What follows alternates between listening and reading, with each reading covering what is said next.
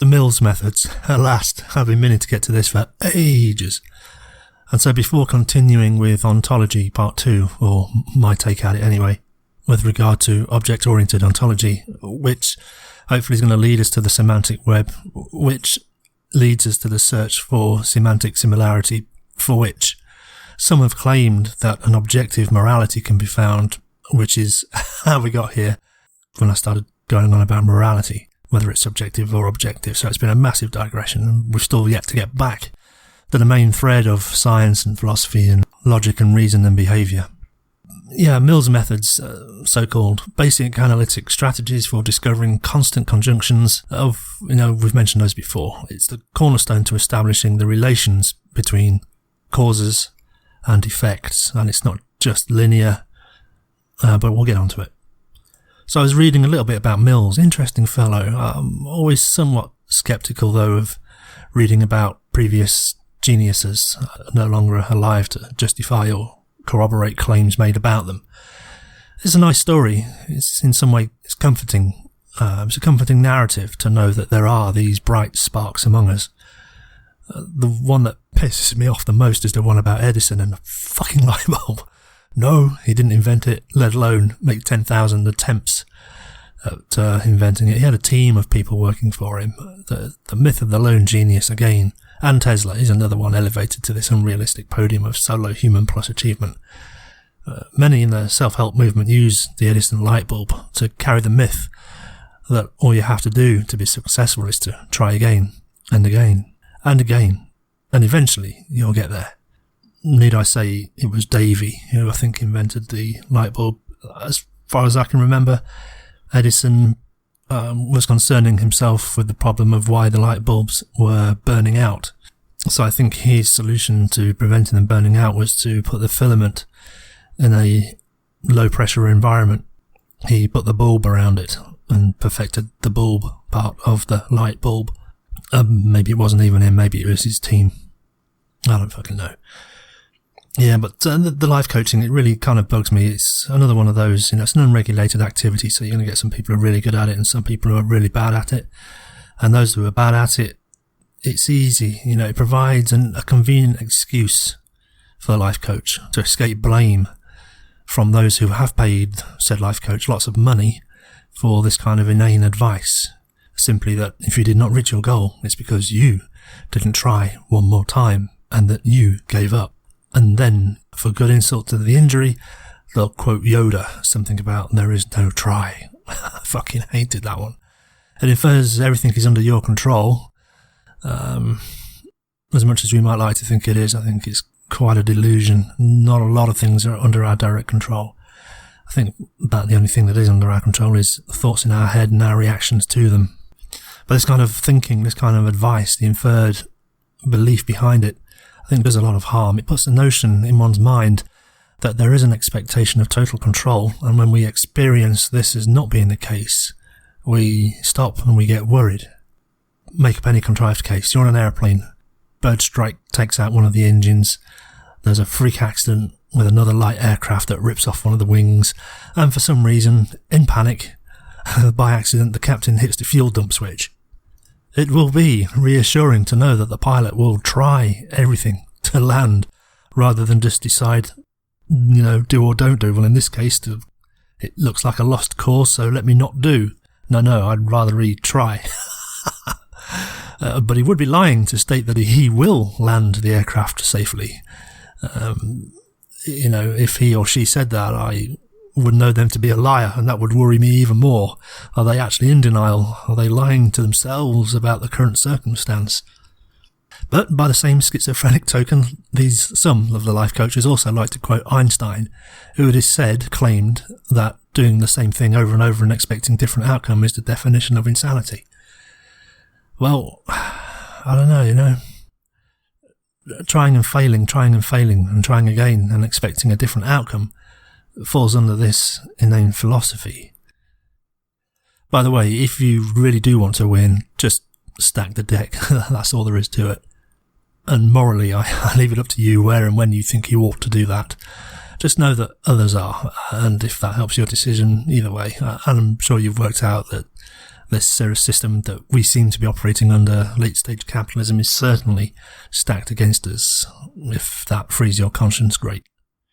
So, like those with books to sell and courses to sell and consultancy to sell, while using the credibility of long-dead people, there is going to be a bias. In fact, in Edison's case, he didn't have to wait until he was dead. I think one of his sons used the Edison brand, his father's good name, to sell his own inventions, except the son wasn't quite up to it, and the father had to pay the son a stipend for him to refrain from selling snake oil under the Edison name. Yeah, it reminds me of another book, Spam Cartel, about the same problem in pharmaceutical industry. Story for another day, but basically a lot of the drugs are now made in India, but some of the entrepreneurs who own and run these factories, they have the third shift, off book, same products going in, same machines, same personnel, same procedures making the drugs. It's just that one in three of the shifts goes out the back door, as it were, and ends up in online pharmacies. Probably it's just as good as a real thing. The only problem is that if anything does go wrong, because that batch is off book, it's not documented, no one knows what, if anything, went wrong, or who's to blame, will the insurance cover it, you're kind of on your own with it. Anyway, it's complicated, and the reason that it reminded me is that sometimes the pharmaceutical companies know this goes on, and they'll pay a couple of million quid for them to knock off that third undocumented shift.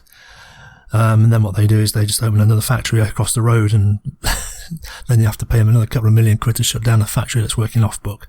Anyway, you might look at that another day. On the flip side, though, even biographers who write the history of these lone geniuses, as it were, they want a bit of salacious gossip too. The flawed genius to make a good narrative, interesting and readable, that will sell, and it's even better if it has controversy. As Nicholas Taleb noted with his book in Anti-Fragile, nothing sells a book faster than it being reviewed as outrageous, salacious, or otherwise controversial. Just don't call it boring. Mind you, I've found it does come across as conceited when a reviewer says with disdain or feigned disinterest that a book or play or movie is boring. I think vanilla or bland, or if you really want to state that such a bland film of vacuous content will be sure to find its audience, and I suppose intelligent and self-respecting people who value their time will then find other things. So where is the balance, the fine line between marketing hype, be it outrage marketing or delusional qualification on the brilliance and outstanding faculty of now dead people who apparently did great, fantastic and amazing things, or perhaps just did them first, or perhaps ripped off other people's ideas in a world much less connected, and their dastardly deed was never found out, or at least if it wasn't all over Twitter and YouTube by tomorrow. Hence, it's hard to find the balance, and perhaps this is a clue, actually, as to why historians are actually pretty good on the scale of honest researchers and practitioners of diligent inquiry. They seem to be aware of these temptations and realise that credibility stems from accuracy, precision and hard work. And like I've mentioned before in passing, the age of search makes this much easier. For instance, I didn't have to read the 1,000 pages of biography of Andrew Carnegie to find the section on how he inspired Napoleon Hill to meet with the richest men of the era and to codify how they did it. I just typed Control F for find and then typed in Napoleon Hill, and imagine my shock. For such an influential book as Napoleon Hill's, not a single mention of his meeting in Carnegie's biography. It's almost as though it never actually happened, yet what a strange thing. Snake oil attached to a cornerstone of credibility, yet again. And, by the way, Hill's book, Think and Grow Rich, also sold at the ubiquitous self-help seminars. I don't know if the life coaches buy them in bulk for discount to add value, or what, but whatever, it's junk. It sold millions of copies. I don't even know if it made Hill rich, but, well, like I say, stack the deck. I suppose the modern-day version of Napoleon's Hill book is The Secret, or The Law of Attraction, or what the bleep do we know, the kind of pseudoscience and new thought. I'll get onto that in a bit. It's a story for another day. Actually, I might come back to that. Anyway, don't get me wrong, there are some fantastic life coaches out there, but as I say, this is an unregulated market, and in that, astrology may be included in the self-help genre. But the specific aspect I'm attacking is what is known as New Thought. Alright, fuck it, let's have a minor interjection. The idea of New Thought is based on the notion, think it will happen. And it likely started with faith healers. And I mentioned in episode number 8 on STFU series about how rituals, ceremonies and superstitions arise. I'll likely make mention of it again when we come on to other stuff. But imagine, if you will, a sickness or a minor wound. So perhaps we rest up in bed or bandage the wound, and perhaps in some circumstances some people will pray for healing, or others may pray on your behalf for healing and health. After 7 days of intense prayer by whoever's doing it, we are mended. Praise the Lord, a miracle. This is where Mill's methods can help us distinguish between coincidence and causal agency. One caveat though when it comes to health on doing double-blind tests so that we can control for specific variables. We'll get onto it. This is the so-called gold standard, and anti-vaxxers hide behind it. It's one thing to use prayer as a test, whereby through the normal process of life we have a mild illness or some minor cut from some minor accident, say. But then how quickly would it have healed anyway? We don't know, because we have to go through it to find out, and then we've done it. But it's another to put volunteers in 2 separate rooms, vaccinate one room, and then subject both rooms to a deadly contagion to find out if vaccines have worked. It's the kind of thing that Nazis used to do. It's entirely unethical, and I'm sure I don't need to explain why. So this New Thought, it became a national movement in the late 1800s, and has been noted elsewhere that religions, healing, and imagined contact with spiritual forces give people this weird sense of control in an indifferent world. Some might say a cruel world, but that's an issue of perception and judgment. It certainly isn't a fair world, and I'm sure you two were told as a child that life isn't fair. I took that to mean to suck up the injustices and to get on with life, and I'm beginning to think that it was a veiled instruction to be the one getting away with crime. So well, too late. And we also mentioned in the Machiavelli series that church power and religious power was one method to keep the absolute powers of kings in check. There seems to be a mental trick played here too. I've noticed that one way to resolve conflicts is to get in agreement with people at some top level or top value, or some top high abstracted idea, like world peace. We all want world peace, but we all want it in a different way. But anyway, then we work down on implementation and resolve difference where it occurs. So imagine a king then, who I assume is king by divine right. How could he argue with a bishop or a pope who, by equal assumption or presumption, is the so-called spokesperson for God on earth? If the king is to say God is mistaken in objections to what the pope has said, the people may well question if, in fact, God was also mistaken in putting this king on the throne, or even more rationally, question the whole process of rule by divine right, in which case both the pope and the king will get booted. So they have a vested interest in preserving the illusion, and a kind of mental arms race exists, where each may need to concede to the other on certain matters, else the facade is revealed, and they all but ensure mutual destruction should the illusion be broken. Wasn't it this exact thing that happened between Henry VIII and the Pope? It was Henry who wanted a successor to the throne, so he needed a boy child, didn't he? Seems he and his wife had an unlucky streak in that regard. So it seems this was a driving force for Henry to select another wife, Anne Boleyn, but, of course, it needed permission from the Pope to do this thing. Now, it gets a bit murky here. I'm not a historian, so I don't know, but there's a couple of ways this can be interpreted, I guess. It seems Catherine didn't take too kindly to this plan. She informed King Charles of Spain. He wasn't too happy about this for various reasons to do with family relations and positions of power. So King Charles of Spain warned the Pope that he would be very angry if he granted Henry a divorce. Now, I don't know whether that's just a bit of face saving for the Pope, who may have outright refused, thus putting the King of England and the Pope in direct conflict. But it's said that the Pope, in this predicament of a no-win, knew that he would upset at least one of these two powerful monarchs, so he just put off making a decision about Henry's marriage. In any case, Anne Boleyn got pregnant, delivered a daughter. Didn't go down well with Henry. People saw this as divine intervention, which is, I'm sure some of them did, some of them didn't. And I don't know whether that gave the Pope confidence then to rule that Henry's marriage to Anne Boleyn was invalid. It didn't go down too well with Henry, and Henry declared that the Pope no longer had authority in England. Some historians note that the divorce isn't necessarily the cause of this kerfuffle, or whether it just happened to be so anyway. I suppose if you are a king by divine right, then you have the same divine rights as the Pope, and I suppose that's the reasoning. Shortly after Parliament passed an act that stated Henry VIII was now head of the Church of England, and the rest is history. So Henry made a few changes that were concerned with the relationship between the king and the Pope, and hence the structure of the Church of England. Other laws were written and enacted which more or less made it a crime, or almost, in fact, high treason, punishable by death, to refute the oath of supremacy, acknowledging the king as such. And so it came to be that England had no superior under God, but only your grace.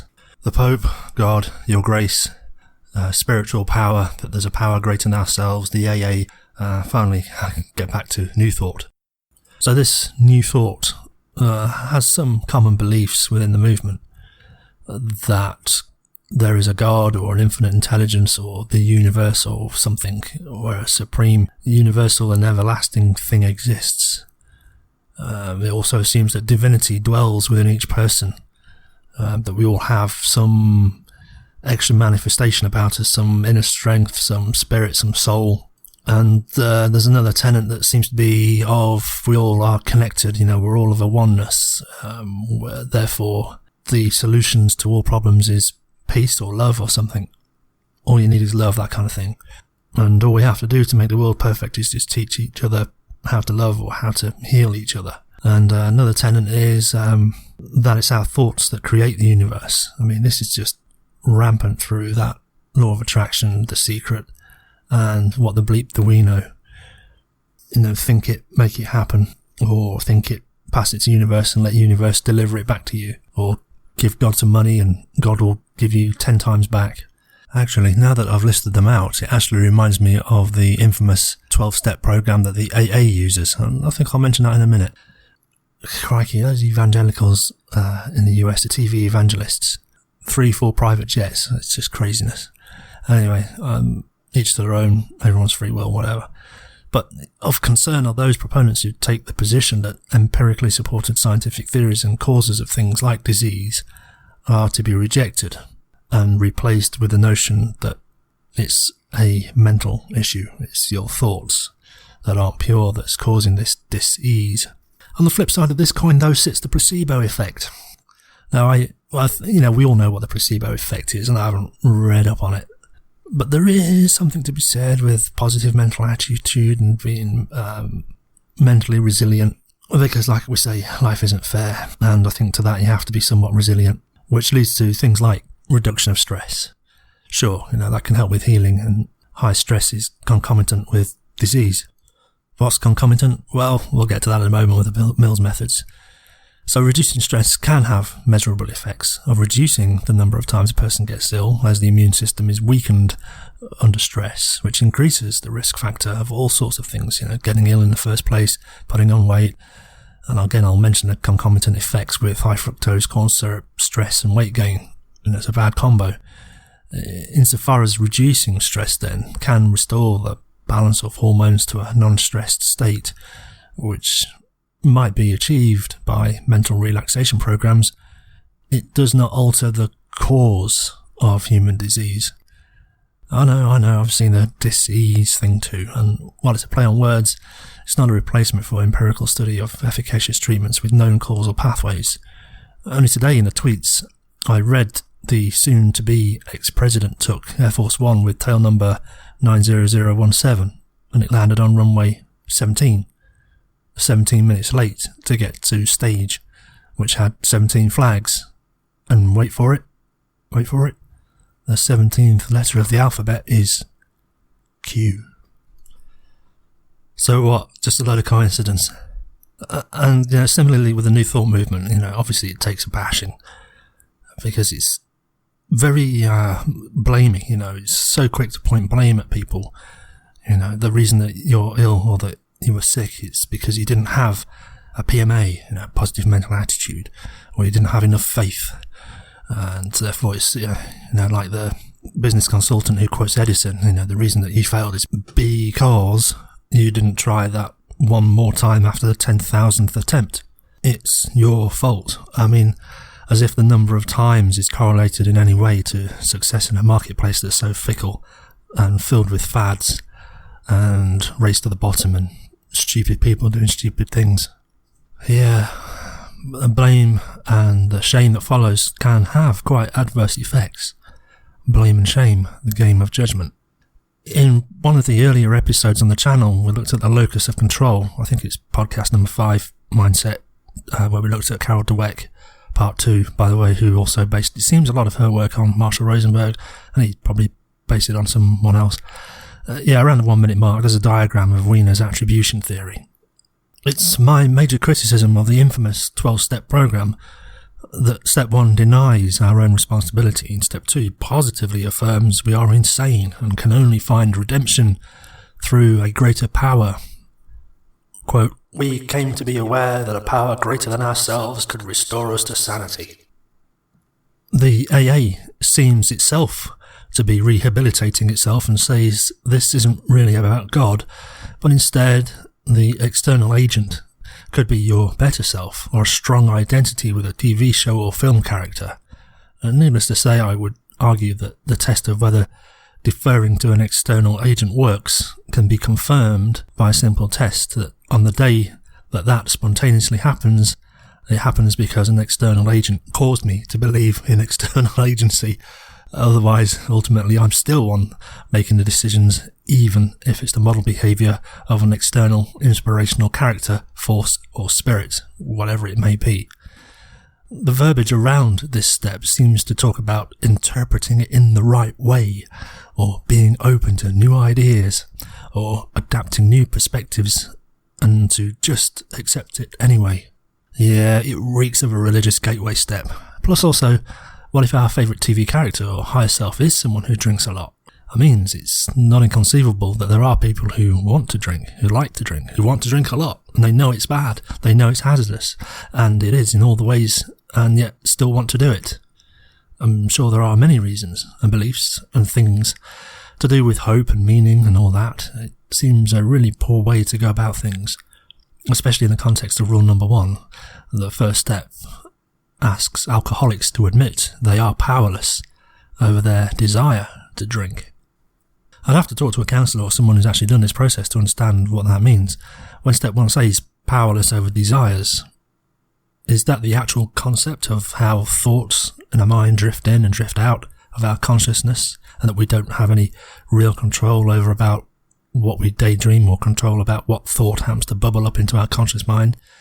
Or is it alluding to the actual control over the behaviour that comes from those desires bubbling up into our conscious mind?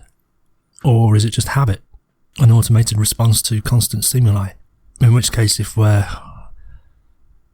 desire still exists, maybe we can change our habits. So I hope that it doesn't mean that we're powerless to change our habits. That's not what it specifically says, but I hope that's not what it's alluding to either. Step number 3. The alcoholics made a decision to turn their will and their lives over to the care of God as they understood him, it says.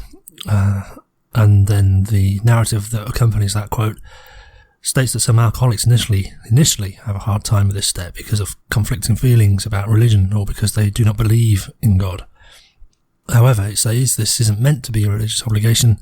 It's meant to help alcoholics rely on something other than themselves to help them abstain from drinking alcohol. Wow, the narrative says there are several ways recovering alcoholics can use this step to make changes in their lives. Well, if it's beyond their control, outside of their responsibility, and they have to rely on something else, how can anyone actualize this? Perhaps this is placebo effects, and it does work for those with a propensity to pretend, fully pretend, much in the same way that there are people around who can put their faith, full faith, blind faith in things. Now I'm actually wondering if the success rate of the AA itself is self-selecting, since those who start drinking and end up at AA are the very same types of people who started drinking due to lack of faith or broken faith, and that restoration of their faith enabled them to take control, which is paradoxical if you think about it. And in some cases, people seem to get better and recover from emotional events, not because of their therapist, but in spite of them. Irony, life. I keep saying it. Oh, and by the way, the success rate of the AA? What do you reckon? I mean, everyone knows about 12-step program and Alcoholics Anonymous. Their marketing engine has been very good, so you would think that their success rate would be commensurate. Well, turns out it's 5 to 10%. Yeah, I'm thinking placebo. The 12-step program, the ethics, the money involved. I don't know, I might make another episode just on that. Anyway, back to Mills. It is said of Mills, born in London 1806, that he started studying Greek by the age of 3. Yeah, what does that mean? That he was undertaking some semantic or lexical analysis of the language structure, or that he was just starting to learn a few Greek words? Anyway, whatever. History notes he was smart and his father started him early. At 17, he found employment with the East India Company, which was Britain's instrument of colonial rule, and he stayed there for 25 years, apparently promoted up the chain of responsibility quite rapidly. You see, when this happens, I think, well, is it merit, or is he part of the aristocracy? In effect, a spy? Part of the establishment that's sent over there to keep a control on things? I don't know much about his history. I don't know whether it was pure merit. At 20, he had edited one of Bentham's works. Jeremy Bentham, regarded as the founder of modern utilitarianism. I've already talked about that. 20 years later, he'd write a system of logic, and 5 years after that, principles of political economy. It seems he would be classified as a progressive these days, and he pushed for women's and working class suffrage and proportional representation. It's noted that he had a bout of depression for several months in his early 20s. Though notable, I spare a moment's thought for those who suffer depression and bipolar for years or even decades. And some texts do a bit of a disservice and attribute Mill's recovery to reading Wordsworth, as if it was that easy to come out of depression. Maybe it's a limited belief to believe otherwise. Maybe it is that easy. I don't know. Even Mills, though, he noted that everyone is prone to depression from time to time. And what did it for Mills was asking himself, would he be happier if all his wishes for the world came true? His answer was no. Which, if you've watched the SCFU series or the motivational interviewing series, you'd guess then perhaps he wasn't living according to his internal values, but something else. He seems to hint that only an unobtainable goal makes life bearable. That old chestnut. So my take is, what he's saying is that he wanted to chase and perfect a process rather than a specific objective or completion of a goal. Improving a process is endless. Once you've reached the goal and you're done, but continual improvement is never finished. In his biography, he does seem to describe an ambivalence to it all. Hot, cold, funny, sad, nah, just indifferent. What's the difference? It's just a state of being like any other state of being. The qualities may be different, but nevertheless it's a state of being. So I've got a quote from his biography. He says, "All my happiness was to have been found in the continual pursuit of this end. The end had ceased to charm, and how could there ever again be any interest in the means? I seemed to have nothing left to live for." So he did take to rereading his favourite books, but the charisma he had so granted them was now evaporated. Likewise, his love for mankind had evaporated. Yeah, I know it kind of feels, I think, it took me 10 years longer to reach this stage. Ironically, and perhaps as per the script that is the Greek tragedy, he laments had he known where to seek advice under such circumstances, he would have done so. Stuck no options, to know where to turn. Compounded, his further comments clarify that he was the beneficiary of his father's stewardship in regard to his own brilliance and education.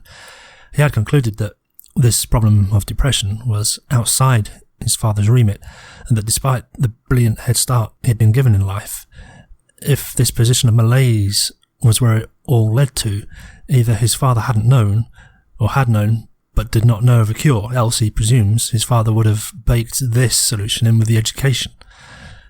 Besides, young Mills reasoned asking his father for advice on this would only deliver an insolvable problem for his dad, but also burden him with the knowledge of the suffering it had brought with it. A kind of true tragedy. So the more he dwelled upon it, the more hopeless it seemed. As I say, I've been there for about 15 years, and I'm pretty sure I'm not the only one. And gosh, there are insights here. You can't really let them pass by. This one was meant to be a quick one on the Mills methods. Anyway, I'm sure, too, you were told that investment in knowledge pays the best returns. Did it? One of my girlfriends also had this embossed on that kind of faux bronze, and she had it mounted on a wall plaque. Of course, a teacher is going to tell you that. I suppose much in the same way that a hairdresser will always tell you that you need another haircut. It's not that they are fleecing you, though snake oil salesmen will always have a new snake oil to sell. It's that these are the filters through which they see the world. Ask a teacher how to solve problems, they'll say more education. Ask a lawyer how to solve problems, how to fix things, write more laws. Ask a banker, what's the solution to it all? More deficit spending. Ask a dictator how to fix it. No, don't do that. But it turns out education can return dividends. But the time delta, it gets erased faster and faster. I think in one of the previous episodes I mentioned age compression. Yeah, that was the last one in the Bob Iger series. That was number 22, Right Over Lifetime. Star Wars, purchased some Marvel, The Happy Ever After to the Rise of Skywalker. Around 19 minutes, 10 seconds talk about age compression. This is just a notice of the phenomenon that we're living our lives faster. We're getting more educated younger. We're entering more prestigious jobs at a younger age. We're doing more things by the time we're 30. We're almost, by the time we're in our 40s, we're where our previous generation, our fathers and mothers, were in their 60s. Also, the time that we have to exploit commercially new ideas is shrinking. Half-life of facts, other people catch up. We're more connected. That time value is shorter than ever before. One way to put it is we get older faster. You can't rely on just knowing something that other people don't as a commercial advantage anymore. It's so soon eroded.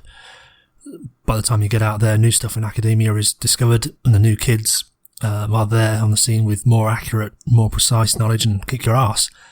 See Arbsman, Half-Life of Facts.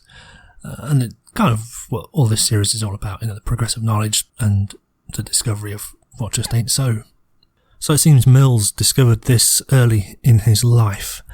And it must be something, to either have all the money in the world, like the increasing number of billionaires, to have indulged every fantasy, to realise the folly, to have all the fame in the world and undertake what is euphemistically called reinventing yourself and living several lifetimes.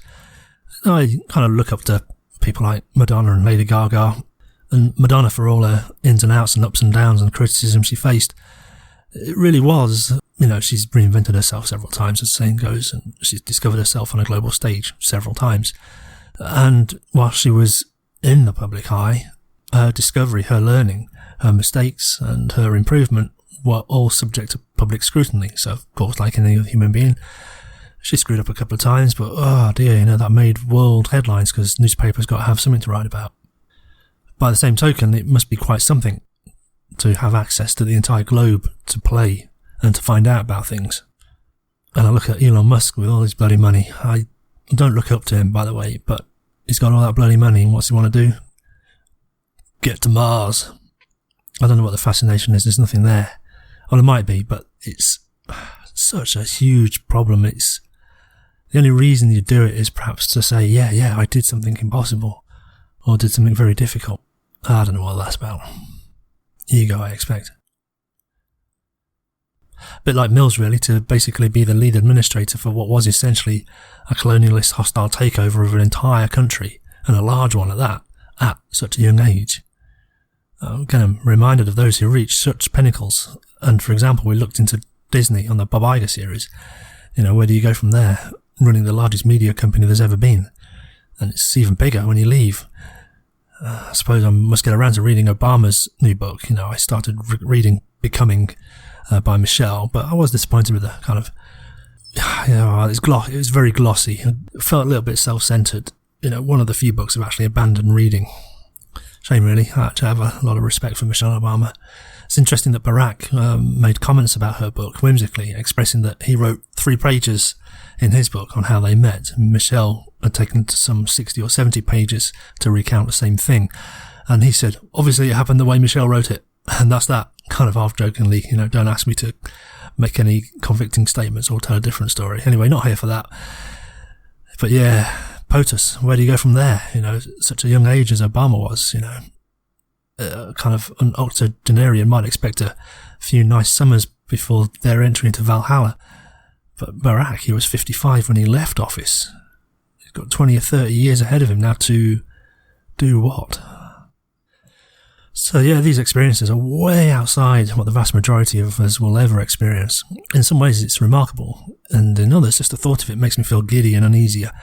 I get thoughts I can't articulate too well. It's kind of a sick feeling. It's just not normal. It's not natural. It's kind of like reminiscent of an existential horror, serial killer vibe. Something there, but you can't quite tell what it is, and you don't know whether it's entirely friendly. We've already done that one, the fascination with rubbernecking, staring into the abyss and the abyss stares back and all that kind of stuff. Nevertheless, Mills, he got here. I keep getting off point. His point was that education at the time was positioned, as it were, such that the good deeds done in the world, the benefit that education brings to the world, is also associated with the pleasure. It's a pleasure to learn. It's a pleasure to know how to do things that make the world better, and it's a pleasure to see the world getting better. It's a thing of pleasure for all concerned, that kind of thing. There's lots to be said about pegging the emotions and feelings to the things that we ought to do. That is, to swing moral imperatives on feelings and emotions, perhaps, say, as opposed to some actual thought, out rationale, or some particular calculus. And Mills was acutely aware of this misappropriation. And pain was to be associated with all the things harmful to the whole, the people, the world, the individual, whatever. And Mills realised that contemporary education contained this fetish to associate feelings with the endeavour at hand. I suppose it's typical to a sales pitch. Associate the good and the bountiful future with your products, and then associate a dismal and horrific future should the prospect continue on their current path without your product or service. It's all part of the script. Now that I've mentioned Bob Iger again a moment ago, I'm getting reminded of the Disney film structure. It's a process, it's a structure, it's a well-identified process that gives commercially reproducible results. Same with the what Mike Winnett has called the Contrepreneur formula. So give YouTube a quick search for the Contrepreneur formula, it'll pop up. So one quick example of this is, you can buy My Burger alarms and feel safe, or run the risk of being violated by a masked criminal. And it's not just your things that the criminal's after. Who knows what might happen if they violate your house and put you in a state where you're unable to call for help. And, by the way, all your neighbours have been sensible enough to buy an alarm from me, so your house is the only one on the street without an alarm. So if I were to ask you, if you were a burglar, which house would you burgle? The one with the alarm or the one without? That's right, you have to get the prospect to answer that question, because if you tell it, they'll refute it. But if you ask them, it's just a shitty thing to do if you like. Say it only if it's true, but you can't know the future to know it's true. Affirming that the burglar will target a house is to make a claim about a future. To turn those thumbscrews on, we have to get the client invested, So Mr. Prospect, out of our over a dozen houses, all have alarms except one. Which do you think the burglar will target first? That's right. And if an intruder was to make it into your bedroom while you were sleeping, do you think you could reach for your phone in the time that it takes them to put their hand around your throat? Or do you think it's sensible to run the risk, Mr. Prospect? You've got to conjure up all that imagery without stating it explicitly, but in the guise of a question. Pretty shitty. So it seems, somewhat of a professional salesman will ask the client what they think the current trajectory is without their product, make that then seem far worse than it is. The idea is to get the client eliciting and making their own claims. The client never argues with their own data. You have to encourage them to paint their own bleak pictures and then get them to paint the rosy picture of the future, whilst keeping in mind it's your product that got them there. Do it as far as your morals and ethics allow. Advertising. Preying on its insecurities to sell us shit that we don't need. Mills makes note, and as we have on the channel, he says they seemed to have trusted altogether to the old familiar instruments, praise and blame, reward and punishment. Yeah, crikey, I'm way behind. I thought I would have done Dave Grossman's book by now and Weissman's books.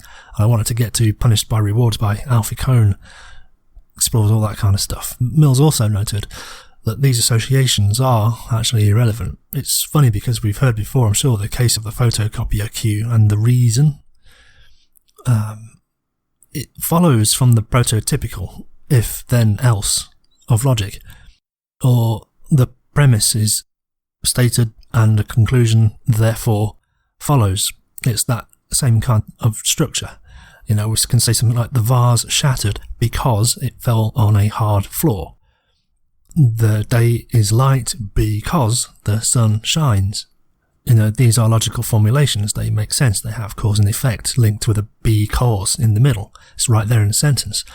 They're so consistent with our experience that the semantic form of language to express this notion is of the form, this is so because that. The prototypical construct is one that describes causality. Something is because of something else. Something followed, inevitably, due to first cause. Something the creationists masturbate over. Dickheads, where did God come from then? And we can sneak in all sorts of bullshit using this construct, as creationists do. The president eject at the time of writing uses these constructs all the time. I'm the greatest because stock market. I won the election because fraud make it look like I lost. And a lot of his sentences use because or causal inferences. But when inspected with a modicum of thought, they're mostly erroneous or vacuous. Just like the 17 flags on the stage that he went to 17 minutes late, having landed on runway 17, flown on a plane that had 17 painted on the side of it, and Q is the 17th letter of the alphabet. Ooh. And it lingers there like a bad smell for you to make your own inference. It's like the famous case that's often cited, pushing in the queue for the photocopier, and then justifying it by saying, let me jump the queue because it's urgent. Or, let me jump the queue because I need to make copies. Yeah, same for everyone else, but just because you've provided a justification, people are very lenient to accept it because they don't like conflict, but they like losing face even less. So if you cause them to lose face, it's something they'll stand up for. But if you're being conflicting, they tend to back away. So to move them away from losing face and then into having to be directly confrontational, you can say something, you just give any reason, and it'll allow them to save face. And this is what Trump does all day long. Just allows him and his supporters to save face by saying rubbish. Yeah, I've got quite a bit of notes on polite theory. This is all from politeness theory. Interesting stuff. Basically, it's about saving face. So a recent tweet that I read, I think only yesterday, if you voted Biden, then leave Twitter and leave the country, you don't belong. I can only assume this is trolling since it's such a moronic meaning. The reasoning behind it could apply to any and all candidates, which makes it meaningless. If anything, it's an act of cowardice, as what the person seems to be saying is that they're intolerable of anyone thinking differently, and therefore they have to go away. But they're too afraid to admit that they are a triggered snowflake.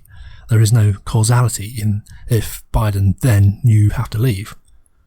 There's no actual causality in the soon-to-be ex-president's statements either, but the construct is so familiar, we let it slide.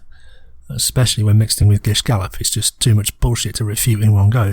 What's that saying? 10 seconds to tell a lie, 10 minutes to refute one, by which time 100 more lies have already been told. Buy this product from me because your future will be horrendous without it and fabulous with it. As one sales trainer stated, sales is a Broadway show performed by a psychiatrist, and you have to get the buyer to convince themselves. Anyway, I'm going to do quite a bit more on this notion of beliefs and your truth and narrative and rhetoric and facts, and how the two have the same language structures in their descriptions but are fundamentally different, but it's the case that we use similar language to describe each. We can say like science investigates truth, but we can also say of a narrative that has a rhetoric or a metaphor investigates meaning, and for some, meaning is too easily conflated with my truth, and my truth so easily conflated with the truth. Something like that we can say that is also true. but it's subjectively true, whereas the former is objectively true, but it uses the same words to describe it. And so it seems to me a lot of people get confused. They don't know whether we're being rhetorical, literal, or scientific when we state this is truth. Anyway, come back to that. Mills saw this ruse. Of course he did. Why? It's because. Why? Is education and benefits therefore good? And good is desirable, and therefore so must education. Mills reasoned that there must be something artificial in this chain. How do you get from one to the other? What's the constant conjunction that links them? So another quote from his book, he says, "The pains and pleasures thus forcibly associated with things are not connected with them by any natural tie, and it is therefore, I thought, essential to the durability of these associations that they should have become so intense and inveterate as to be practically indissoluble before the habitual exercise of the power of analysis had commenced. Analytic habits may thus even strengthen the association between causes and effects, means and ends, but tend altogether to weaken those which are, to speak familiarly, a mere matter of feeling." Indeed, it's what we're all about here. He goes on to talk about happiness, and I'm sure we've said this is a state of mind, it's not an action, it requires no steps to get there, if you can do it. It says, "The fountains of vanity and ambition seem to have dried up within me, as completely as those of benevolence." I couldn't have put it better myself. He goes on to acknowledge that he had achieved the heady heights of prominence very quickly at a young age, but also realised it amounted to so little, and like all pleasures enjoyed too soon, made him blasé and indifferent. What Mills was asking himself, which Madonna seemed to have worked out, was how do you reinvent yourself? I really hate that phrase, but it's one that seems that we all understand what it means. Mills quotes Coleridge, "Work without hope draws nectar in a sieve, and hope without an object cannot live." Poignant. "This state of affairs was insufferable," said Mills. Though he could tolerate this state perhaps for a year, he said. 6 months in, and serendipity I suppose, or perhaps he had one of his mental wires tapped, an internal reference frame stimulated. It was some memoir or other that he read. The passage isn't pertinent explicitly, except to say it moved Mills emotionally, and the hopelessness lifted. So his midlife crisis, at 25 years old, was over with. Subsequently, Mills did note that from time to time he had relapses, but found that he could enjoy happiness in everyday things, big and small, of consequence and of the trivial. His notions of purpose seemed to shift, if I'm reading it right, from the result to the process. For example, although a painting itself may be very fine, that the happiness of others has been increased by our actions of painting the thing. These are the ends. Mills seems to be saying it's not so much about the painting that counts, but the endless pursuit of the art, the process.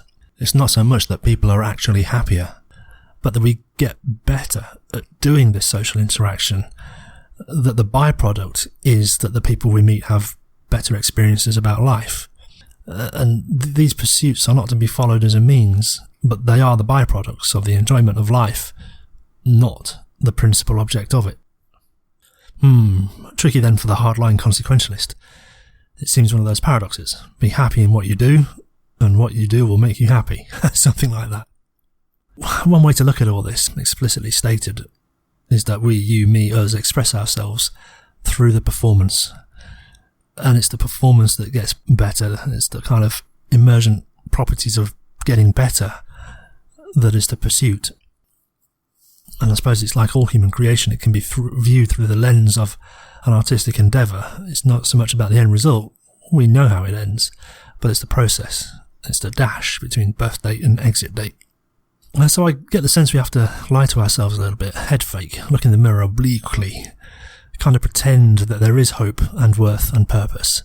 And if one thinks on these things, the pursuits, the goals, too much, and with a critical process and robust inquiry, I suspect we would realise that most are not worth chasing anyway. It probably does more harm than good. Mills found some respite in music, but noted that the pleasure fades with familiarity. Everything in moderation, I suppose. Same. I find going a couple of weeks without music, then tuning in. Who says tuning in anymore? What's the term for queuing up YouTube videos of futuristic cyber chill out or new retro wave? Whatever takes your fancy. Same for films. I try to limit watching Alien to less than once a year. As a kid, I used to watch over and over certain films. Why is it that kids can do this, but adults find it infuriating? I suspect it's novelty. As we get older, we've seen it all before. When young, we absorb only so much of the film, there's more left to garner in subsequent viewings. And I suspect this is possible with sophisticated films. Primer is a good example. You have to watch it twice for it to make sense. Sixth Sense, fuck off, don't tell me you got it first time. And it's a different experience second time round, knowing what's about to come. It changes the meaning. Head scratchers like Ex Machina, The Moral Dilemma, The Counselor, Sicario, good films. And I find there's something very soothing about Rick and Morty. I just can't afford to wear them out. I need to keep them scarce, so I'll limit my rewatchings. I suppose it's true of books, but the input is just too slow. I've made notes somewhere in an upcoming video about Tarantino and his films and how he doesn't tell the stories in a linear fashion, but slices and dices time, which changes the meaning, which reveals hidden details between the times. Interesting stuff. So Mills considered the technical aspects of music, that there are only so many ways of making octaves, and concluded that they must all have been discovered, and that the good sounding ones were already well known and well used. There's the trick, I suppose, to repurpose that which exists, or to repurpose those that do not sound good to make them sound beautiful. There's quite a skill in that. I mean, one only needs to look at YouTube for mashup videos. The mashup of Kenneth Copeland rapping the COVID-19, or the thrash metal versions of Paula White, the White House spiritual advisor, going on about angels from Africa or something. Sound of Victory, that kind of thing, whatever it was. And then there was, many years ago, there was a comedy that was South Park's gay fish prank on Kanye. That made extensive use of auto-tune, said the singer. He found it difficult to sing so deliberately bad so that the use of the auto-tune would work, which is kind of like a comedic parody, which is commentary itself, especially directed to Kanye. He repurposes a lot of other people's music. I don't like Kanye myself. Yeah, sure, it's new, it was novel. A lot of people seem to like it, I don't know. Hero worship and all that. I've watched on Joe Rogan recently, and Joe Rogan was blowing smoke up at Kanye's arse big time. But then, in other clips of Joe Rogan, he's really been harsh against Kanye. No journalistic integrity. Integrity Farms. Mills realised he was being egotistical about it all, though also proportion was connected to the welfare of others as well as himself. Mills wrapped himself up in a bit of a tizzy here, in that he considered that it was the struggle that made those things pleasures in the end. And until he had a better answer, he was also consigned to struggle. And the endeavour to find this answer seemed to be the pleasure. Mills mentions his readings of Wordsworth and Byron. In Byron, he recognised much of himself in his current state. Quote, "His was the lament of a man who had worn out all pleasures, and who seemed to think that life, to all who possessed the good things of it, must necessarily be the vapid, uninteresting thing which I found it." Phew, harsh. In Wordsworth, he found his medicine, enough to get through, and this seems to be the fix of life, to take whatever gets you through. Sometimes that's a lie, sometimes it's the truth, sometimes it's Scotland's best single malt, and sometimes it's a few rails of Peruvian flake.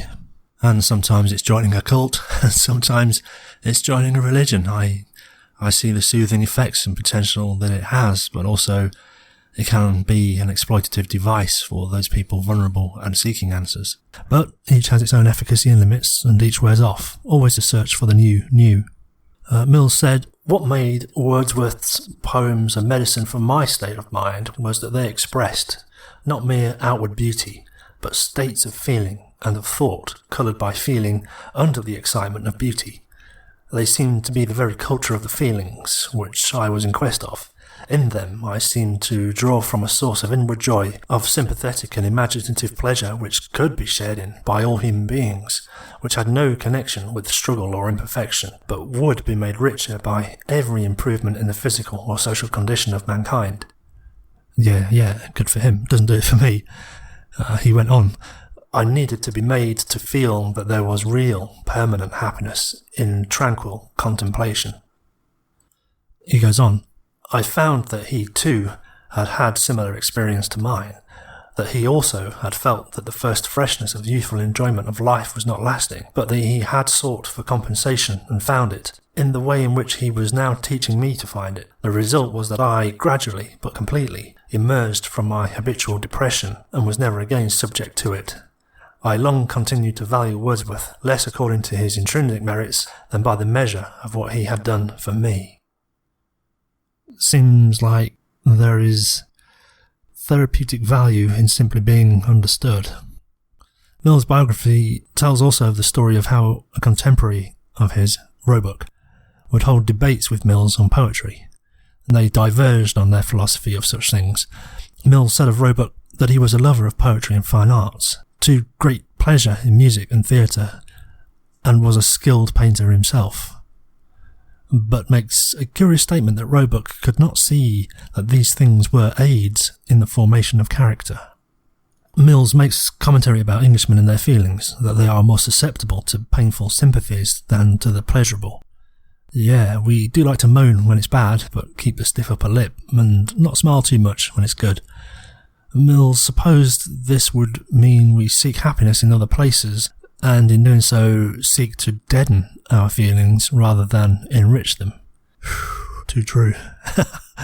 If you're English, my suggestion and recommendation is going to date a Brazilian woman or Brazilian man, see how different life can be and how everything is a celebration.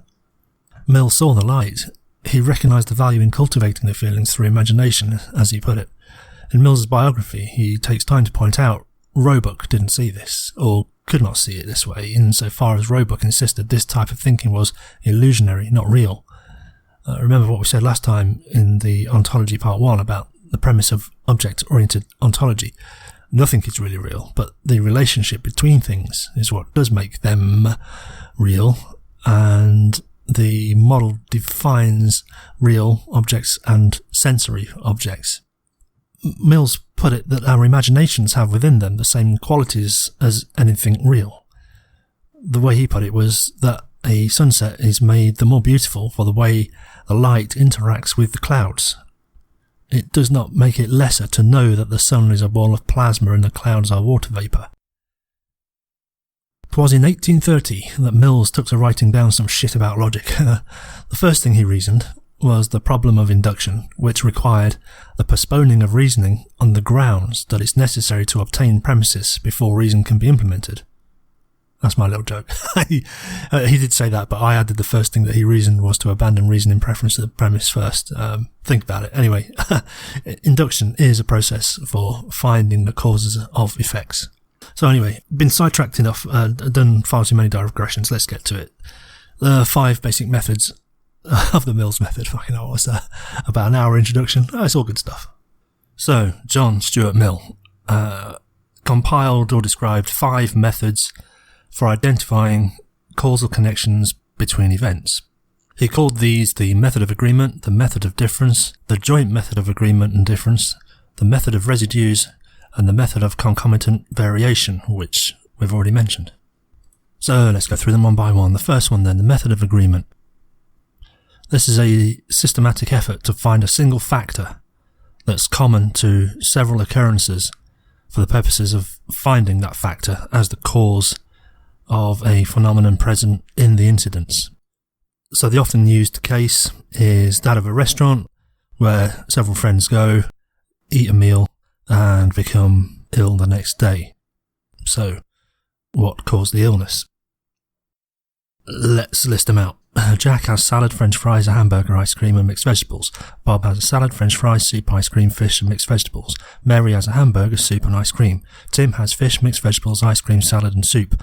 And Gail has mixed vegetables, fish, ice cream, french fries and salad. What food caused the sickness? It's assumed that they all became ill.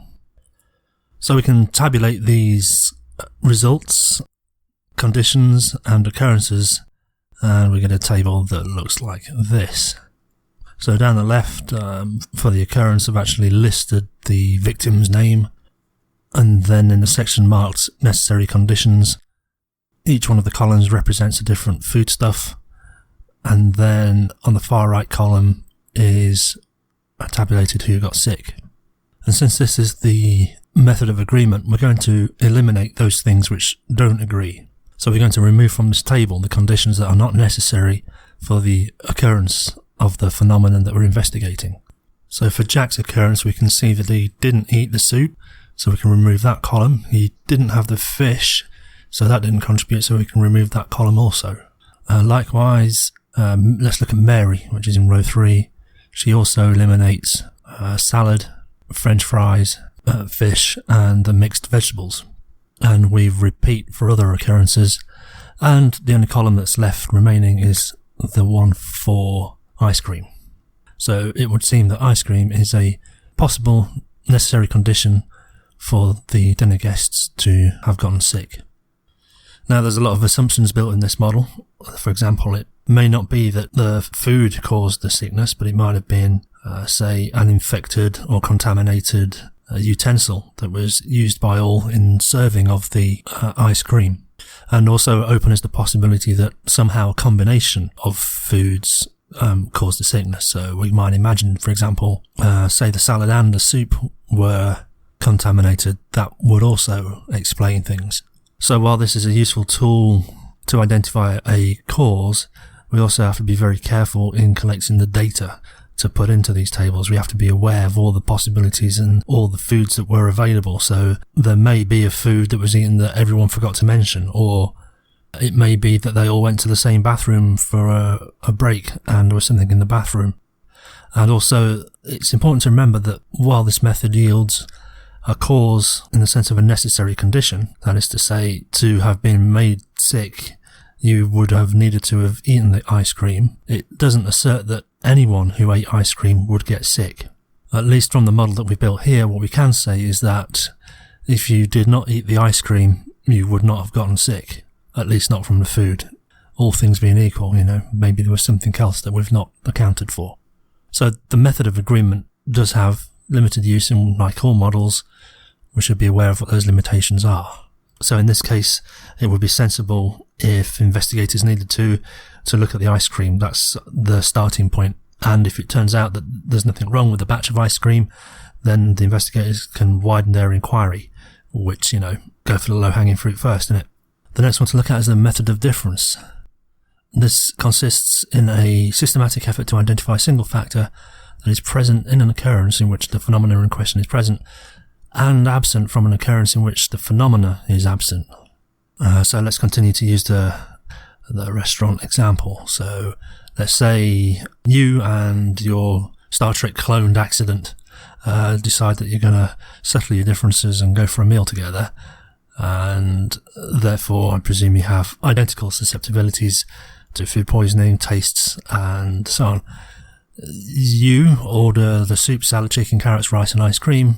Your clone orders soup, salad, chicken, carrots, rice, but says the ice cream's just too much. You're already diverging. Later, you get sick from something it is presumed that you ate, but your clone does not.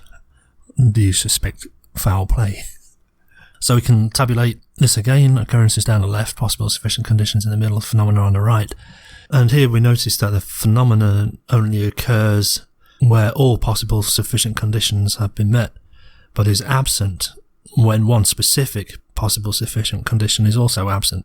So we work through this table and again eliminate certain conditions. In this case, we say that a condition is not sufficient for the occurrence of the phenomenon if it's present when the phenomenon is absent. In this case, the clone's experience of eating the meals and not getting sick eliminates the first possible condition, which is the condition itself that both you and your clone are susceptible to the same food poisoning. In this case, that isn't a contributory factor. And then we can also eliminate the soup, the salad, the chicken, carrot, and the rice, which leaves only the ice cream. You might notice that this test is actually more specific and less able to be generalized than the method of agreement. The method of agreement, several occurrences can be implied. Again, the conclusion yielded by the method of difference is only probable. In non-idealized situations, it's very unlikely or almost impossible for two occurrences to be identical in every respect but one. And such differences in the test cases may be very small. They may actually be insignificant, but therein lies the possibility for error. And the other problem, of course, is that it's impossible to make a list of all possible conditions. There may be other factors, and without making such an exhaustive list, it's almost impossible to say that the conclusion from the method of differences is absolutely ironclad. Again, it's a most excellent starting point. Suppose, for example, that your clone really did want to do you away, and he's poisoned the batch of ice cream in the storeroom, but he knows what the poison is, and the clone has taken the antidote. You get sick, he doesn't, but you've both had the ice cream because he's holding up the pretense, so it doesn't look so suspicious now because you can say, well, we both had the ice cream, you fell ill, whatever, and I didn't. What a miracle. It must be something else. So if the investigators used this model of difference, the table would be full of ticks and they wouldn't have anything to go on. But if the full set of information was available, we'd have to insert another column for antidote. And in this instance, we'd record for the absence of antidote. So you get a tick, and your clone doesn't. Now it's revealed as to what the probable cause is. It wasn't the ice cream, it was lack of antidote. So as investigators, it's wise to ask questions outside of the current model that we're using to try and establish causal relations, where it's not obvious, because at the moment we've just got a table full of ticks. We need to discover more information. Obviously we can't ask the dead guy or the poison guy, so we have to be a bit sly about the questions that we ask the clone. And this may be difficult in real life because we may not suspect the clone of any foul play, therefore it might not occur to us to ask any questions that might reveal information that's going to help us. Again, the perception of the situation steers our thinking, steers the questions we're likely to ask. Then there's the joint method of agreement and difference, and I'll jump straight to an example because it's kind of intuitive.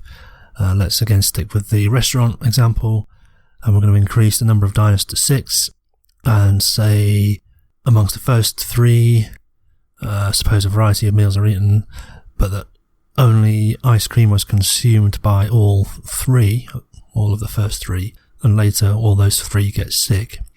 And then amongst the other 3, suppose again that a variety of meals are eaten, but none of those diners eats any ice cream, and none of them get sick. The conclusion is warranted that the ice cream is what made the first 3 diners sick. So again, here's a table of the state of play. So in the first 3 occurrences, the phenomenon is present, and so we proceed by eliminating possible and necessary conditions. So again, using the rule that a condition is not necessary if it is absent when the phenomenon is present. So occurrence 1 eliminates salad and fish. Occurrence 2 eliminates hamburger and french fries. And occurrence 3 eliminates soup, fish again, and mixed vegetables. And so this leaves only ice cream as the necessary condition. And then for the differences part, the last 3 occurrences, the phenomenon is absent. So here we use the rule that a condition is not sufficient if it is present when the phenomenon is absent. And so we'll remove those columns from the table for Rose, Daphne, Scooby and Scrappy. Coincidentally, the agreement method already took them out. But I'll just fade the chart back in so that you can check and see that we would have removed columns where there was a tick and where the phenomenon was absent. In this example, the ice cream is the cause in the sense of both a necessary and sufficient condition of the sickness of the first 3 diners. So this is a bit like the example of fire that we've talked about. Requires 3 conditions, any 2 of which are insufficient. So the joint method yields a cause in the sense of both necessary and sufficient conditions, and it's thought to be stronger than either the method of agreement by itself, which yields a cause in the sense of necessary conditions, or the method of difference by itself, which yields a cause in the sense of sufficient conditions. And as a rule of thumb, when any of these methods is used as a basis for inductive generalizations, the strength of the conclusion is proportional to the number of occurrences that are included. So an application of the method of agreement that includes, say, 100 occurrences might offer stronger results than an application of the joint method that included, say, only 5 or 6 occurrences. By similar reasoning, multiple applications of the method of difference might offer stronger results than a single application of the joint method. I guess this is what big data is all about. However, here again, with the method of agreement and difference, it's still probabilistic. There may be relevant conditions as yet undiscovered in the scenario, therefore missing from the table. There is a little peculiarity with the third method. It requires 2 or more occurrences in which the phenomena is present, and 2 or more occurrences in which the phenomena is absent. And it's also not exactly a mere combination of the method of agreement with the method of difference. Next is the method of residues. This one, it's a little bit tricky how to explain it. It's like identifying causal relations between 2 conditions without regard for the specific kind of connection. So if we have a situation that has lots of events, and we know the causes for, let's say, all of those events except one, and then if we remove the causes that explain the effects that we know about, then what's left must be the cause of the remaining event that's not subtracted by virtue of being explained by the causes that we already know. Alright, complicated. Let's do an example because it kind of cleans it up nicely. It's actually tricky to come up with an example because it means we have to contrive, therefore we're kind of defining what the causes are, which kind of circumvents the entire endeavour of the Mill's processes. That's to reveal the causes, so it seems somewhat disingenuous to state the causes and then artificially remove them and then go, aha, see? Well, I've got to think of an example then. Actually, I found one right on the internet. It's pretty easy. Let's supposing that we have 3 effects that we know about. Let's call them 1, 2, and 3. And then through investigation, we know from other experiments that we've done that A causes 1, that B causes 2, and that C causes 3. Now, in our contrived example, what we're saying is that we have a resultant condition of 1, 2, 3 altogether. Alright, so, and we know separately from previous experience that A causes 1, B causes 2, C causes 3. And here we have 1, 2, 3 altogether. If we can look at that situation and say, aha, cause A has been present in this environment, and it turns out when we look, cause B is also present in this environment. So A causes 1, therefore the presence of A explains the outcome 1. The presence of cause B explains outcome 2. Therefore, it seems reasonable to state that the remaining condition, 3, which is present, is inferred by C being present. So we can infer that C is present without having tested for it yet. That is to say, it's the residual. And we've accounted for 1, we've accounted for 2, we haven't yet accounted for 3, that's the residual. 1 and 2 are explained by A and B. The residual, state 3, is therefore inferred by the presence of cause C. Yet again, this isn't a guarantee. It's a probable, it's something to look at. It's a good explanation, but it may not be the explanation. So again, it's the low-hanging fruit.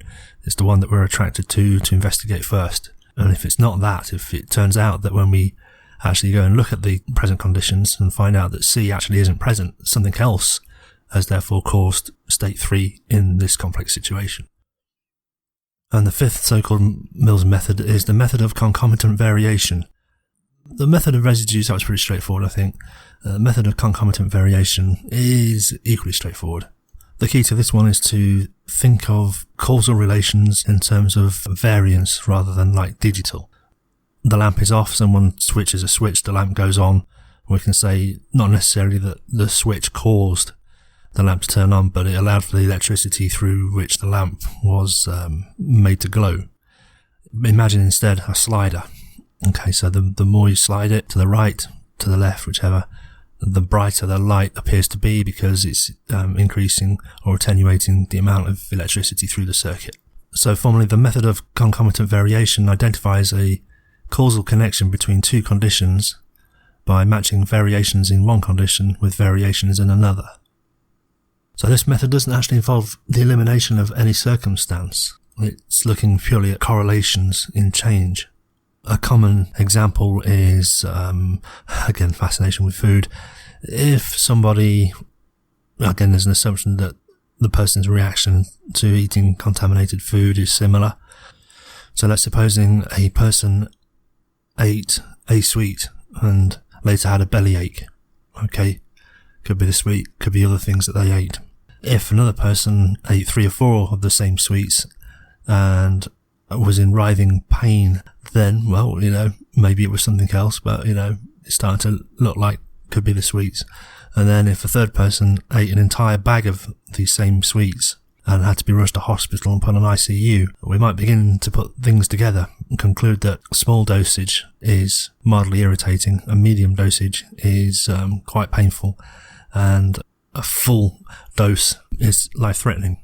So we can see how different exposures to these sweets have created a different range of experiences. They're all the same experience, but with varying degrees of severity. So we can kind of see that there's a link between the quantity of sweets eaten and the severity of illness. Therefore, it's probably that the sweets are contaminated. Here again, we could apply another one of the Mill's methods to construct tables of difference and sameness and eliminate anything else that anyone's eaten during the day. And if the common factor is the sweets, and linked with the knowledge that the difference in quantity consumed is seemingly directly related to the severity of the illness, then probably it's the sweets. So that's the 5 methods, pretty straightforward. Process of elimination, really, except for the last one, but even that one can be used in combination with the others. So there's a few general comments to make on these methods. It doesn't, whilst it indicates likely causality, it doesn't tell us the why or the how. I mean, I suppose when we want to investigate the why and the how of something, it's time consuming, it's expensive. So we want to make sure that we are investigating the most likely candidates first. And it seems like the Mill's method is a good way of establishing that. But there's also a limitation of the Mill's methods, as you've probably gathered. We have to make a list of candidates that are, in our estimation, the cause of the effect. We may not have got that list right. So the Mill's methods requires that we have that list compiled before we apply the Mill's methods. So in real world application, it depends on our knowledge or our informed guesses about likely causes of the effects. I remember one time I was working in a server room. It's only a small operation, and the power would go off from time to time. No one could work it out. We tried logging the time of day. It only happened during office hours. During the night, it wouldn't go off. We locked the room so that no one could go in and out of it. It made no difference. At random times, the power would go off on the servers. We'd watch it for hours, nothing would happen. And then when we went for a coffee break, it would go off. Sometimes it'd be like we were watching it and nothing would happen, and we'd go off for a coffee break and nothing would happen, and then we'd come back and then it'd be off. And it was really frustrating. Turns out that there was some loose wiring in a socket on the wall, and the floorboards, believe it or not, were loose on a hallway, and that slight vibration in the floorboards nudged the wiring, and that made a bad connection, and it lost power for the split second. And of course there's no set times that people were walking down this corridor. It was upstairs, it was a bit obscure. People only went up there if they really needed to go into a storage room or something, so it happened infrequently and at random times. So again, that illustrates the Mill's method's limitation, is that they provide no real explanatory power. So in the example I just gave, we knew the power was going off. We didn't know why. We knew it was seemingly at random times. And it was only noticed that the power would go off sometimes when people would walk down this corridor. And that seemed to be the common factor. It seemed to happen sometimes when people walk down a corridor, sometimes not. It just happened to stand just right or put pressure just right on that one floorboard. And then, was it the floorboard that was causing the power outage? Of course not. It was the fact that the floorboard was being knocked on to another effect or another cause. And like we said in previous videos, some causes create effects, and those effects are the causes of other effects. And I must admit and confess to having 12-hour night shifts in a food factory made much more entertaining by the fact that we had these chaps working on the conveyor belts, and it was a vegetable processing factory where you get turnips in, carrots, peas, all sorts of vegetables, and the larger vegetables would go into the dicing machines, but sometimes they'd get the odd vegetable that was too large to go in, so you'd have a couple of guys standing on a conveyor belt with a very sharp knife that would just chop in half the extra large veg every now and then. But what would happen, they would also have the responsibility of unblocking the dicing machines. Sometimes they'd get filled up with too much veg in the hopper, and they couldn't feed into the actual dicing mechanism, and then it'd overflow. But of course the factory's noisy, they have ear protection on, and so they don't hear the difference in tone when the machine whirs at a high speed, because it's not under load, and it's not under load because the vegetables in the hopper have arranged themselves so that none of them are dropping, and it's overflowing on the floor and you don't hear it. But another way of causing this overflow was to, of course, turn the dicing machines off so nothing could get diced, and all three machines would then overflow. Now, just so happened as there was a small walkway between the drying units and a wall, and at the end of this little passageway was the control box for these dicing machines, and it had been noticed that if one accidentally brushed one's shoulder against this control panel, for some reason it would trip the dice machines. So it was hours of amusement just accidentally walking past, noting this and seeing how long it took the chaps on the conveyors to realise that the dicing machines were overflowing and produce was falling on the floor, and then they had a rush to restart the machines. Yeah, 12-hour night shifts, not fun. You got to find your amusements. So yeah, I mean, that's pretty much it. We learned a little bit about Mill's, his background, and there was something else I wanted to say on Mill's actually. I'll come back to that in a minute. And it's kind of linked with the concomitant variation, but I just wanted to sum up a few technical points. Mill's methods, as I say, they don't provide any explanatory power. They do allow us to discover instances of causation, and that's an important aspect of understanding the world, but it's only part of what we need. And so once we've established a likely cause, we can construct a hypothesis, which is the domain of theoretical scientists, and then they pass the theory or the hypothesis to an experimental scientist who actually goes about designing a test. And we've talked about hypothesis testing elsewhere. In the wider frame of things, and in experiment and hypothesis testing, specifically in regard to experiments, it should be noted that when we're looking to show cause and effect, we should be looking to prove or show or demonstrate by experiment a correlation between cause and effect. That's to do with statistical analysis and p-values. The cause should not precede the effect, of course, and the cause should be in the proximity of the effect, and that's a tricky one. There's lots to be said about that, and a set of necessary and sufficient conditions should exist. I need to talk about that. And alternative explanations should not be ruled out. There may be a better explanation that we haven't found, or there may be another explanation that fits, that also raises more questions, and so maybe that's worth an investigation. So it might be worth noting as well, for example, the method of difference is very close to the method of controlled experiment employed, in the natural sciences. So, the ubiquitous controlled experiment is one which involves two groups, one of which we maintain unchanged, which is the control group, and the other group is the one that we change. And the change is to introduce purposefully a difference and then see if that difference produces the effect that we're looking for. If it does, then we know we might be down the right lines of having found the causal agent. So I'll just wrap up by going through necessary and sufficient, and then I'll come back to mention that thing about Mill's. Necessity and sufficiency. Yeah, okay. A necessary condition is one which must be present in order for another condition to occur. A sufficient condition is one which produces the condition. So the common example given is that being female is a necessary condition for being a sister, but it's not sufficient. Still have to have the other sibling, while being a female sibling is necessary and sufficient. necessary conditions don't guarantee any kind of result. It might be useful to state that necessary conditions can be thought of as prerequisites. So, for example, if it's raining, there has to be clouds. Clouds are a necessary condition for rain to occur. But because there are clouds doesn't mean that rain will occur, but if it is raining, then there has to be present clouds. It's one of the prerequisites. Other conditions are also required to make it rain, to do with pressure, temperature, humidity, other things. So it's not just that the clouds are present. That is a necessary condition, but it's not sufficient.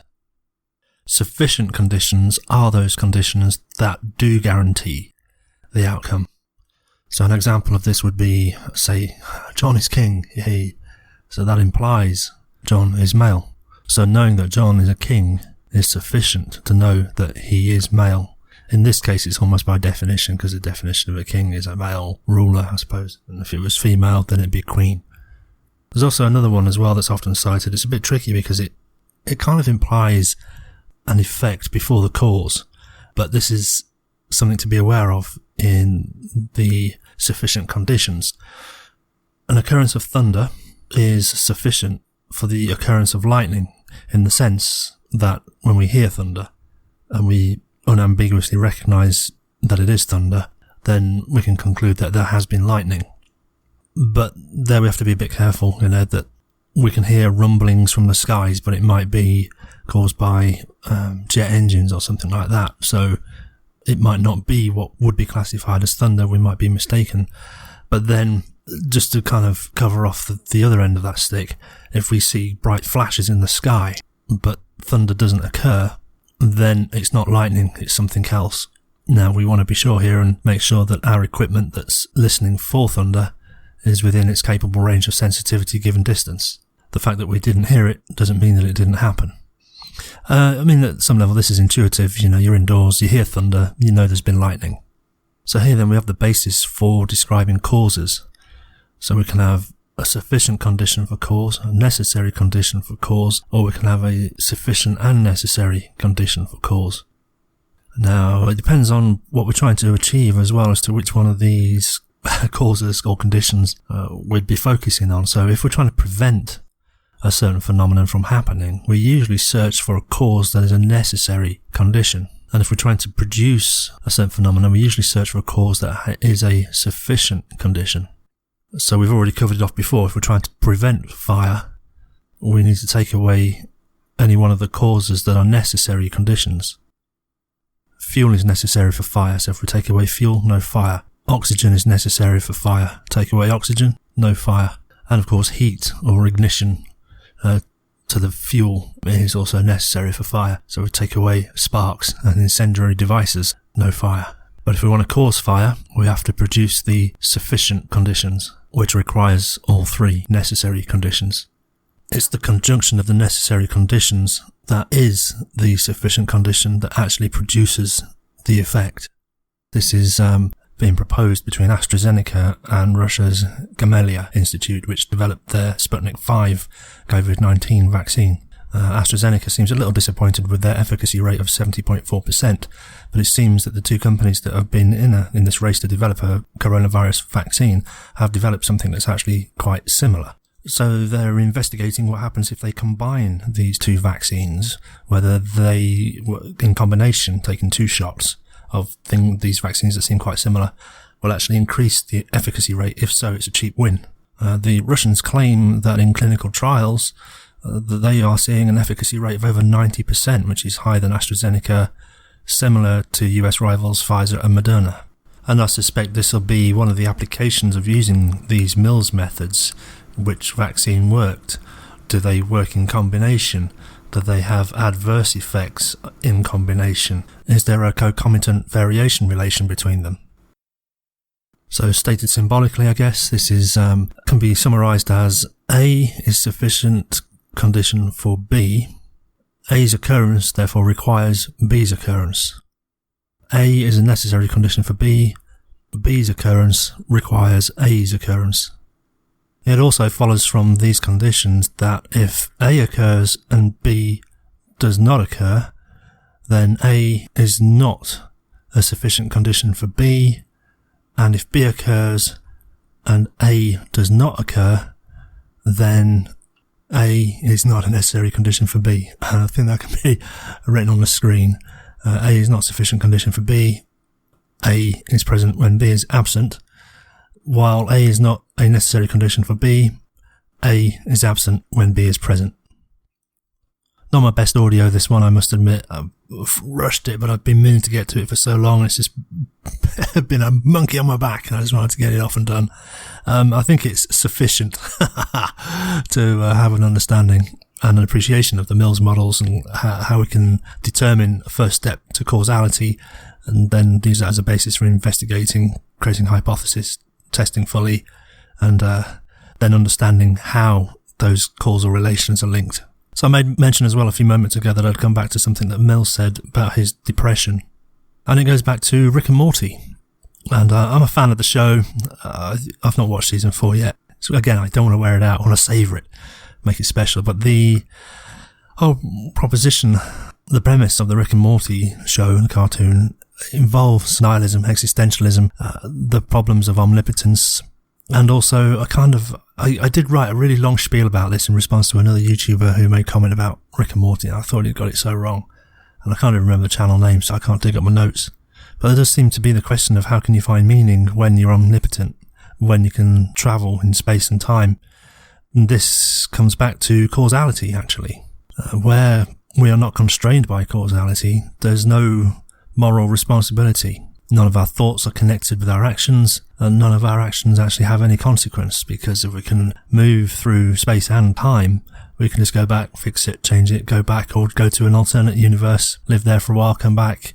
It's all invariant. It makes no difference. Even though we can have massive impact, being so powerful, even that has no bearing on anything. The chain of causality is lost. But there's a cost to that as well. Things cease being predictable.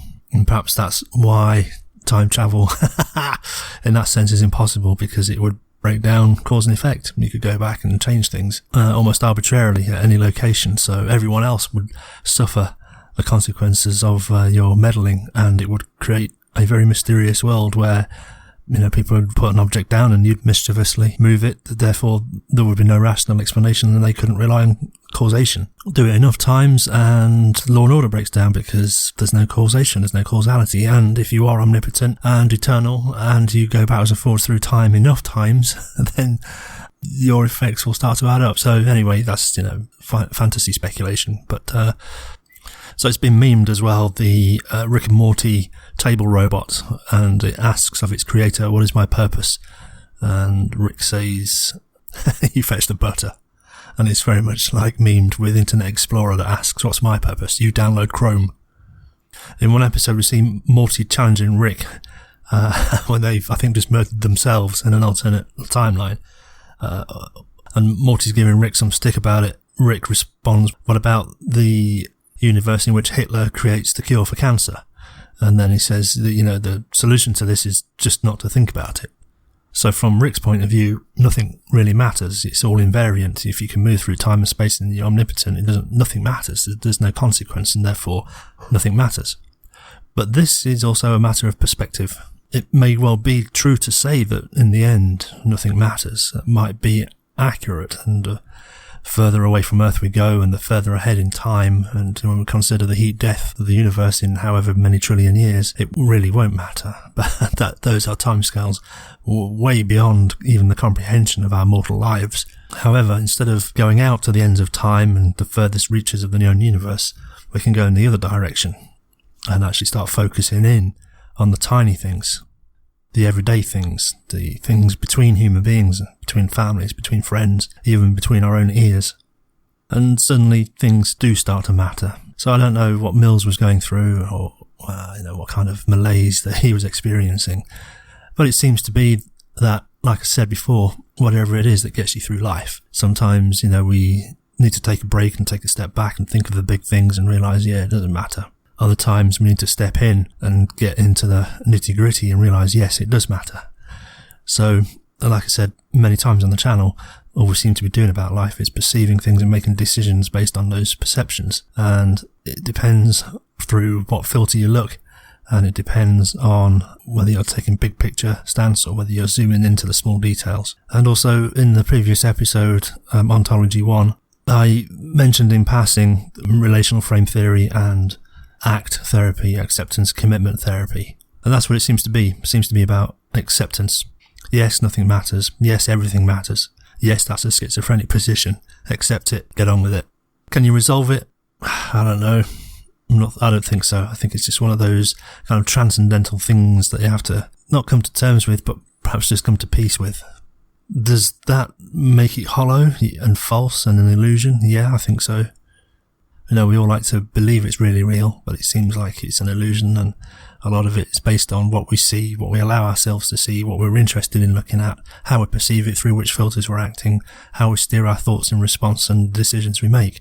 So in some respect, if it is an illusion, we might as well make it a good one, according to the capabilities and resources at our disposal. And in that regard, then, and it's kind of true anyway, but any arbitrary point could be considered the centre of the universe.